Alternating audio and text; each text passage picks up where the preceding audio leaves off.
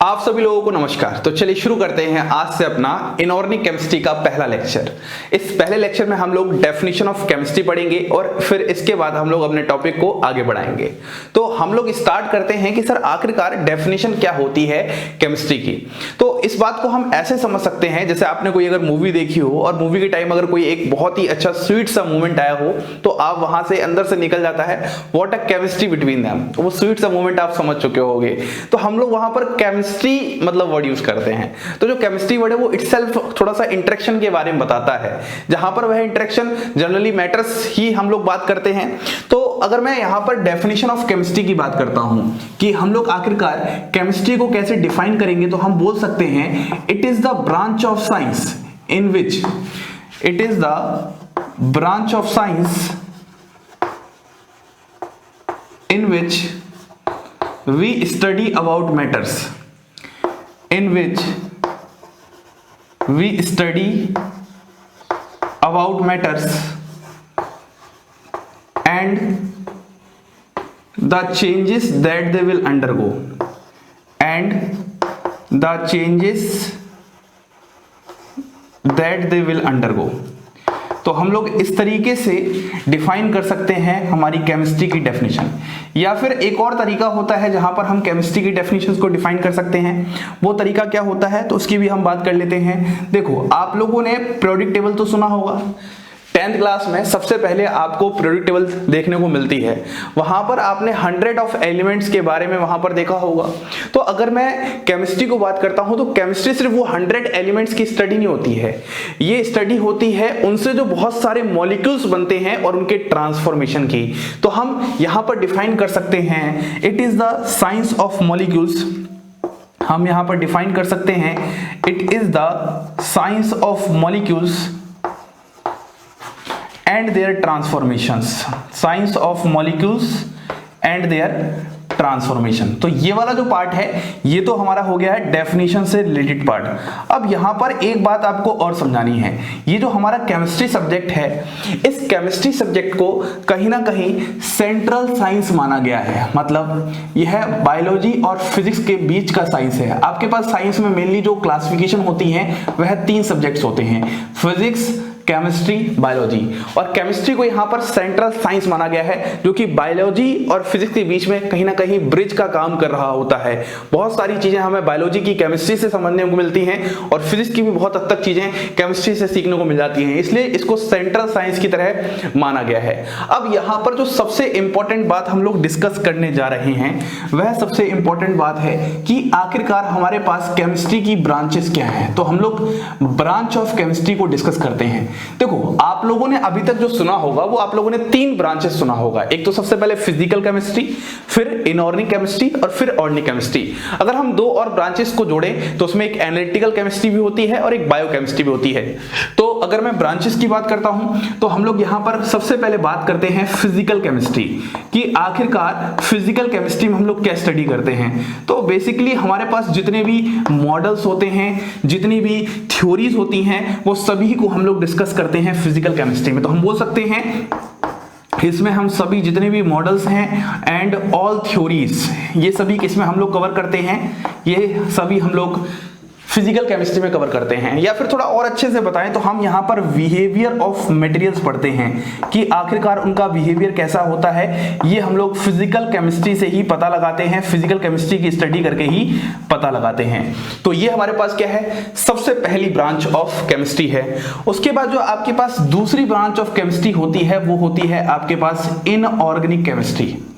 Inorganic chemistry. अब अगर मैं आपसे इनऑर्गेनिक केमिस्ट्री की बात कर रहा हूं तो आपके दिमाग में सीधा आ जा रहा है स्टडी ऑफ एलिमेंट्स, या फिर और अच्छे से कह सकते हैं study of all elements except carbon. क्योंकि जो कार्बन की स्टडी करते हैं वो हम लोग कहां स्टडी करते हैं, ऑर्गेनिक केमिस्ट्री जो नेक्स्ट ब्रांच होती है। तो study of all elements except carbon.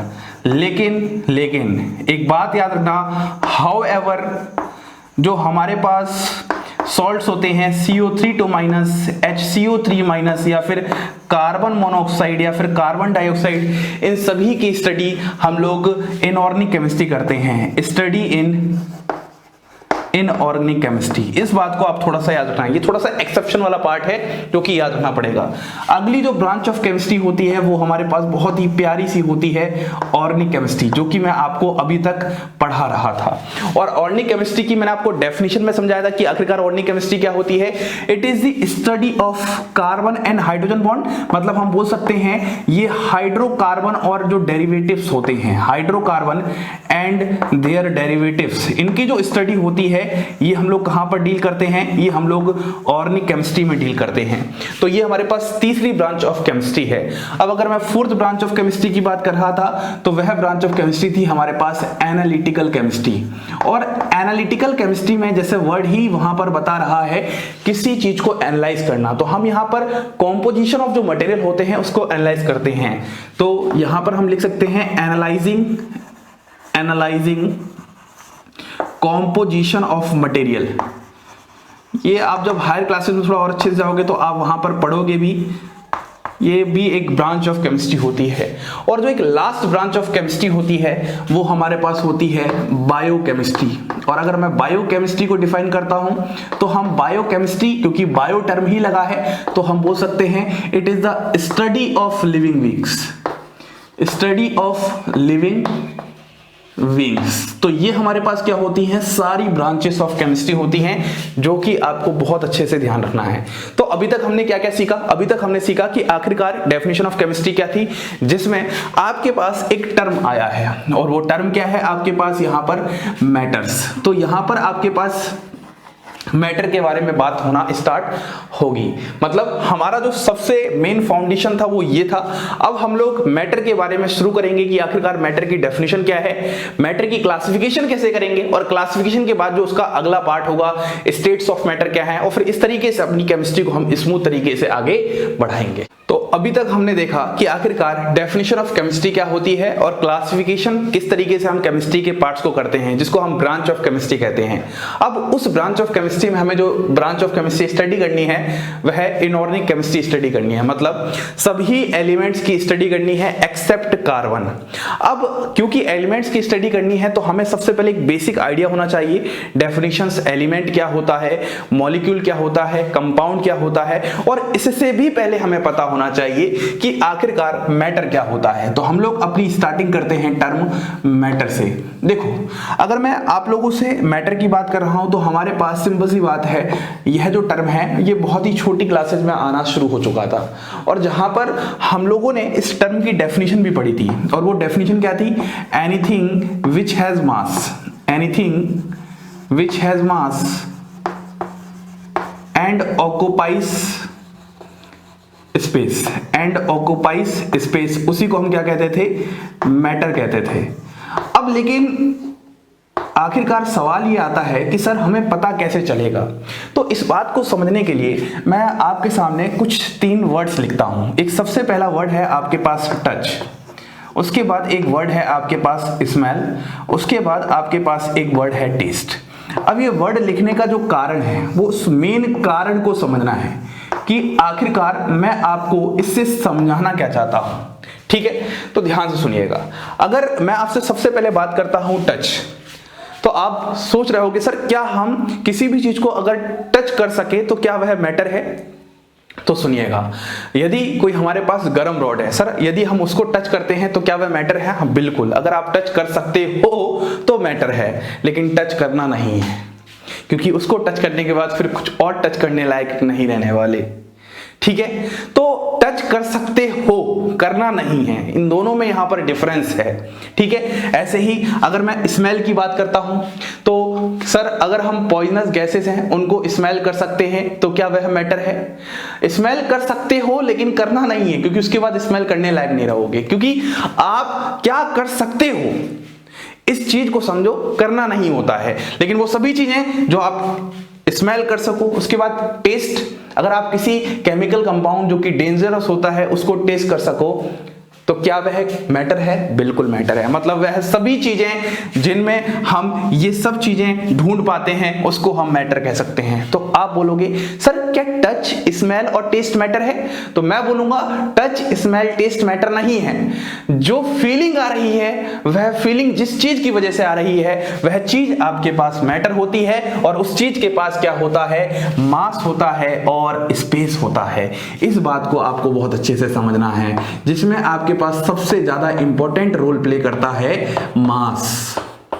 ये वाली बात मुझे लगता है आपको बहुत हद तक समझ में आ चुकी है। तो यहां पर हमने मैटर की डेफिनेशन को पढ़ा।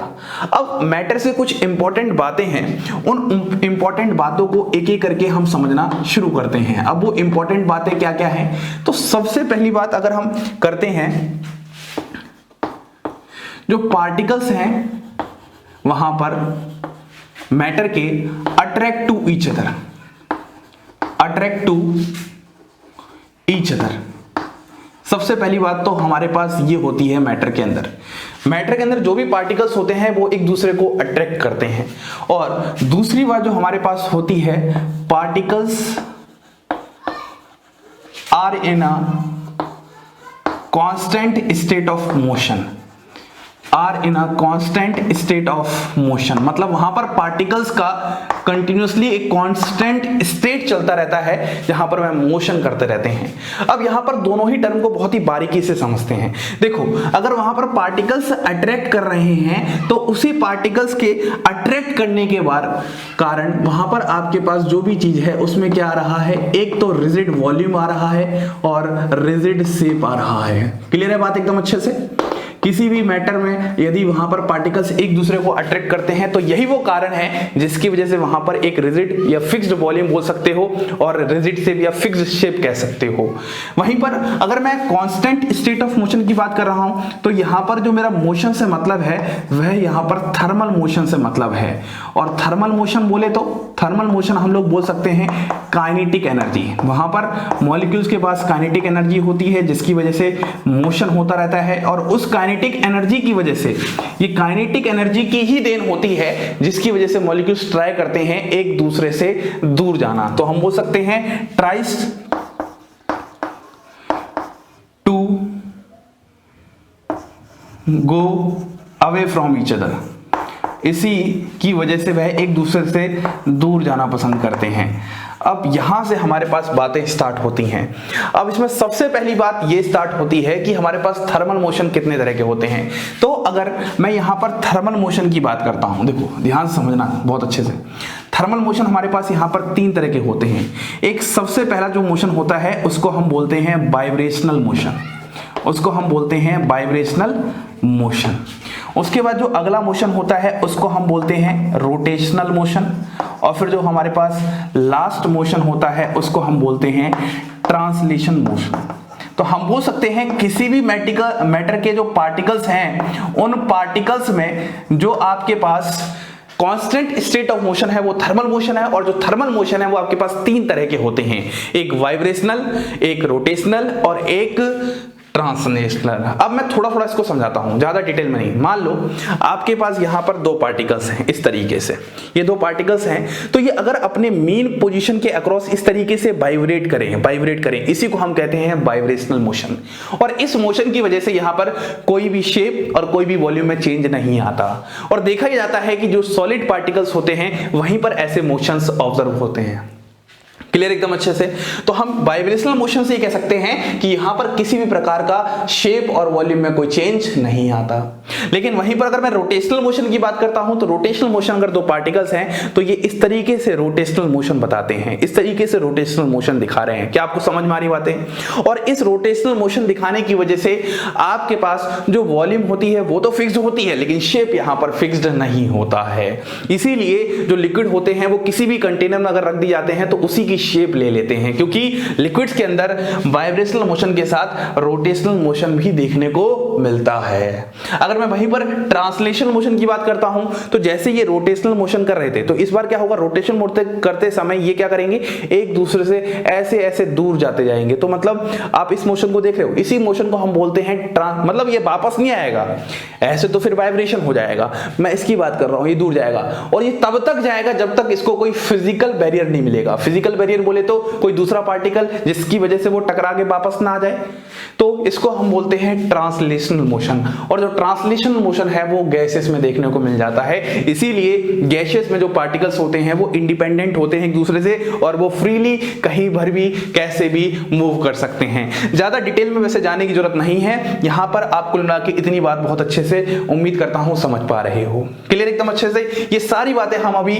मैटर से रिलेटेड कर रहे हैं। वहीं पर अगर मैं आपको यहां पर नोट में फिर एंड में समझाऊं तो हम बोल सकते हैं नोट में कि जो सॉलिड एंड लिक्विड हैं, सॉलिड एंड लिक्विड ये हमारे पास क्या होते हैं, कंडेंस्ड स्टेट होते हैं। सॉलिड एंड लिक्विड क्या होते हैं हमारे पास, कंडेंस्ड स्टेट होते हैं। वहीं पर अगर मैं बात करता हूं फिर गैस एंड लिक्विड की तो हम बोल सकते हैं जो गैस एंड लिक्विड हैं ये हमारे पास फ्लूइड्स कंसीडर करते हैं। इनको फ्लूइड्स कंसीडर करने का रीजन क्या है, क्योंकि ये क्या कर सकते हैं, फ्लो कर सकते हैं। क्लियर है। फ्लो करने की जो प्रॉपर्टी होती है वो फ्लूइड्स में होती है और इसलिए हमारे पास गैस एंड जो लिक्विड होते हैं वो हमारे पास फ्लूइड्स कहलाते हैं। तो इतनी जानकारी आपको बहुत अच्छे से समझ में आनी चाहिए। तो यहां तक हमने क्या क्या कवर किया, सबसे पहले डेफिनेशन ऑफ केमिस्ट्री, फिर हम लोगों ने बोला chemistry is the central science जो कि सभी साइंस को एक जगह पर बांध के रखती है। फिर हमने ब्रांच ऑफ केमिस्ट्री पढ़ी और उस ब्रांच ऑफ केमिस्ट्री में हमें इनऑर्गेनिक केमिस्ट्री के साथ डील करना है, जहां पर हमें इनऑर्गेनिक केमिस्ट्री की डेफिनेशन समझ में आई, it is the study of all elements. उसके बाद एक्सेप्ट कार्बन, हाउएवर जो कुछ सॉल्ट्स होते हैं CO3 HCO3 या फिर CO और CO2, इनकी स्टडी हम इनऑर्गेनिक केमिस्ट्री में ही करते हैं। ये एक्सेप्शनल पार्ट है, ये विवादास्पद रहता है हमेशा, ठीक है। फिर हम लोगों ने मैटर से स्टार्ट किया। मैटर के बारे में मैंने आपको कुछ ये बातें बताई, फिर मैंने यहाँ पर कुछ प्रॉपर्टी से रिलेटेड बात की, फिर थर्मल मोशन की बात की। अब हम लोग क्या करते हैं, अब हम थोड़ा सा और आगे मूव करते हैं और आगे मूव करके हम लोग क्या करते हैं, स्टेट्स ऑफ मैटर्स के बारे में थोड़ी सी बात करते हैं। तो अब हम मैटर को थोड़ा सा और आगे बढ़ाते हैं और मैटर की हम लोग यहाँ पर स्टेट्स की बात करते हैं। देखो अगर हम मैटर की यहाँ पर स्टेट्स की बात कर रहे हैं तो आप लोगों ने अभी तक जो स्टेट्स पढ़े होंगे वो 3 स्टेट्स ऑफ मैटर पढ़े होंगे। जैसे मैं आपके सामने लिख देता हूँ। सबसे पहला जो आपने स्टेट ऑफ मैटर पढ़ा होगा वह पढ़ा होगा सॉलिड, बिल्कुल सही बात है। उसके बाद जो आपने स्टेट ऑफ मैटर पढ़ा होगा वह आपने लिक्विड पढ़ा होगा और उसके बाद जो आपके पास अगला स्टेट ऑफ मैटर होगा वो आपके पास गैस होगा। क्लियर है। अब आपके पास सिर्फ 3 स्टेट्स ऑफ मैटर नहीं होते, टोटल 5 स्टेट्स ऑफ मैटर होते हैं, जिसमें एक और होता है बोइस आइंस्टाइन कंडेंसेट। एक ये भी आपके पास स्टेट्स ऑफ मैटर है। ऐसे ही आपके पास एक और स्टेट ऑफ मैटर होता है जो कि आपके पास प्लाज्मा कहलाता है। तो अगर आपको सबसे पहले ये पूछा जाए कि आपके पास स्टेट्स ऑफ मैटर कितने होते हैं तो आप बोलोगे 5 स्टेट्स ऑफ मैटर होते हैं। जहां पर हम बोलेंगे ये जो स्टेट ऑफ मैटर होता है ये बहुत ही लो टेम्परेचर पर होता है और बहुत ही कम डेंसिटी होती है, वहीं पर बहुत ही हाई डेंसिटी होती है। वहीं पर अगर मैं प्लाज्मा की बात करता हूं तो हमारे पास यहां पर क्या होता है, ये बहुत ही हाई टेम्परेचर पर होता है। ये बहुत ही क्या होता है, हाई टेम्परेचर पर होता है। क्लियर है बात एकदम अच्छे से। और हम यहां से बोल सकते हैं यह जो स्टेट ऑफ मैटर होता है यह फुली आयोनाइज्ड होता है। अगर आप लोग थोड़ा सा यहां पर जानकारी रखते हो तो यह जो प्लाज्मा है ये आपको स्टार्च में पाया जाता है बहुत हाई टेम्परेचर के दौरान। तो इस बात को आपको अच्छे से ध्यान रखना है और उम्मीद करता हूं आपको सॉलिड, लिक्विड और गैस की प्रॉपर्टीज के बारे में थोड़ा सा आइडियाज तो बहुत अच्छे से होना ही चाहिए। जहां पर हम अगर सॉलिड को अच्छे से डिफाइन करें तो हम बोल सकते हैं जहां पर इंटरमॉलिक्यूलर फोर्सेस ऑफ अट्रैक्शन क्या होती हैं, स्ट्रांग होती हैं। अगर मैं लिक्विड की बात करता हूं तो यहां पर इंटरमॉलिक्यूलर फोर्सेस ऑफ अट्रैक्शन क्या होती हैं, इन बिटवीन होती हैं। सॉलिड और लिक्विड के, सॉलिड और गैस के बीच में मिड में होती है। वहीं पर गैस में क्या होती हैं, intermolecular forces of attraction negligible होती हैं। तो कहने का मतलब अगर मैं इन तीनों की बात कर रहा हूं तो इन तीनों में हम लोग जो बात कर सकते हैं वह इंटरमॉलिक्यूलर फोर्सेस ऑफ अट्रैक्शन की बहुत अच्छे से कर सकते हैं। उसके बाद इनकी क्या क्या प्रॉपर्टी होती है, क्या क्या इनके शेप होते हैं, क्या क्या इनकी वॉल्यूम पर फर्क होता है, ये सब आपको बहुत अच्छे से पता है। ये सब आपने बहुत ही बेसिक क्लास बेसिक केमिस्ट्री में पढ़ा हुआ है। यहाँ पर मुझे यहाँ पर स्टेट्स ऑफ मैटर को डिस्कस करना था। अब हम थोड़ा सा और आगे बढ़ते हैं। हम लोगों ने मैटर के बारे में कहानी पढ़ी, मैटर के स्टेट्स के बारे में बात की, जिसको मैंने आपको अच्छे से समझाया कि कितने स्टेट्स ऑफ मैटर होते हैं, 5 स्टेट्स ऑफ मैटर होते हैं। अब थोड़ा सा और आगे बढ़ते हैं, जहां पर हम लोग मैटर्स के क्लासिफिकेशन को समझते हैं कि आखिरकार मैटर को किस तरीके से क्लासिफाई किया गया है। तो आप बहुत ही ध्यान से सुनिएगा, यहां पर मैटर को 2 तरीके से क्लासिफाई किया गया है। एक तो मैटर को प्योर सब्सटेंस में क्लासिफाई किया है, एक तो मतलब जो आपके पास प्योर सब्सटेंस होते हैं, और एक मैटर को आपके पास मिक्सचर में क्लासिफाई किया गया है कि जो भी आपके पास मिक्सचर होते हैं। सबसे पहला क्लासिफिकेशन आपका यही वाला होता है, वह सभी जो प्योर सब्सटेंस जिसमें एक तरह का ही सिर्फ पार्टिकल होता है, और वह जहां पर एक से अलग तरह के पार्टिकल्स मिक्स होते हैं, एग्रीगेट इकट्ठे किए जाते हैं। अगर मैं प्योर सब्सटेंस की बात करता हूं तो प्योर सब्सटेंस को फर्दर 2 पार्ट्स में डिवाइड किया गया है। एक तो आपके पास क्या होता है, एलिमेंट, एक आपके पास एलिमेंट होता है, और एक आपके पास क्या होता है, कंपाउंड। ठीक है, ऐसे ही जो मिक्सचर है, इस मिक्सचर को भी 2 पार्ट्स में डिवाइड किया गया है। एक आपके पास होता है होमोजेनियस मिक्सचर, एक आपके पास होता है होमोजीनियस मिक्सचर, और एक आपके पास होता है हेटेरोजीनियस मिक्सचर। तो इसको भी 2 पार्ट्स में क्लासिफाई किया गया है। इस बात को हमेशा याद रखना कि जितने भी प्योर सब्सटेंस हैं वो सिर्फ होमोजेनियस मिक्सचर होते हैं। अब इस जो पूरा चार्ट है, इस पूरे चार्ट की जो डेफिनेशन वाला पार्ट है, उसको हम लोग नेक्स्ट लेक्चर में कवर करने वाले हैं। ये जो पूरा चार्ट है, यहीं से आपकी इनऑर्गेनिक केमिस्ट्री की स्टार्टिंग है, जहां पर मैंने आप लोगों को मैटर की डेफिनेशन समझा चुकी है। अब मैटर की डेफिनेशन के बाद मैं आपको प्योर सब्सटेंस, फिर उसके बाद एलिमेंट और कंपाउंड की डेफिनेशन समझाऊंगा, फिर मैं आपको मिक्सचर, होमोजेनियस और हेटेरोजेनियस की डेफिनेशन समझाने वाला हूं। जैसे ही डेफिनेशन समझ लोगे, फिर मैं आपके को एक क्वेश्चन कराऊंगा जहां पर आप किसी को भी इन सब में क्लासिफाई करना सीख जाओगे। ये बहुत ही बेसिक पार्ट है, लेकिन इसमें बहुत ज्यादा दिक्कतें होती हैं, बहुत सारी कमियां होती हैं। अब मैं आप लोगों से डिस्कस करने जा रहा हूं कि आखिरकार हम अपने इनऑर्गेनिक केमिस्ट्री के इस पहले चैप्टर में कंप्लीटली क्या पढ़ने वाले हैं, ताकि आपको एटलीस्ट आइडिया तो रहे कि हमारा जो सीक्वेंस है वो किस तरीके से चलने वाला है, और इसको हम फिर ब्रेक नहीं करेंगे। तो आइए अब हम बात कर लेते हैं कि आखिरकार हमें इस first chapter introduction to inorganic chemistry में क्या क्या टॉपिक्स कवर करने हैं। तो आज की क्लास में हम लोगों ने डेफिनेशन ऑफ केमिस्ट्री सबसे पहले कवर किया, फिर उसको हमने ब्रांच ऑफ केमिस्ट्री के बारे में जाना, फिर हमने मैटर के बारे में जाना, और फिर हमने लास्ट में classification of matter and states के बारे में जाना। ये हमारा सबसे पहला लेक्चर था जो मैंने आपको आज समझाया। अब नेक्स्ट लेक्चर में हम लोग एटम, एलिमेंट, मॉलिक्यूल, ये कुछ बेसिक हमारे पास डेफिनेशन है, इनकी बात करेंगे सबसे पहले, जहां पर मैं एक टर्म और समझाऊंगा अच्छे से, फेज, जो कि हमेशा कंफ्यूजन रहता है। उसके बाद में स्ट्रक्चर ऑफ एटम और कुछ बेसिक जानकारी ऑफ सब एटॉमिक पार्टिकल्स, जहां पर इलेक्ट्रॉन, प्रोटॉन और न्यूट्रॉन के बारे में हम करने वाले हैं। फिर isotopes, isobar, isoelectronic, isotone and isodiapher, कुछ इंपॉर्टेंट बेसिक टर्म्स हैं जो कि आपको आगे इनऑर्गेनिक केमिस्ट्री में क्वेश्चंस रैंडमली पूछे जाते हैं, इनको कवर करेंगे। फिर हमारे पास जो सबसे ज्यादा important part of this introduction to inorganic chemistry है, वो है नेमिंग ऑफ इनऑर्गेनिक कंपाउंड्स। इसको हम बहुत अच्छे से करने वाले हैं, एक एक कॉन्सेप्ट्स को कवर करेंगे। फिर हमारे पास कुछ इंपॉर्टेंट लॉज होंगे, जिसमें हम law of conservation of mass, law of definite proportion, law of multiple proportion, ये सब बातें करने वाले हैं।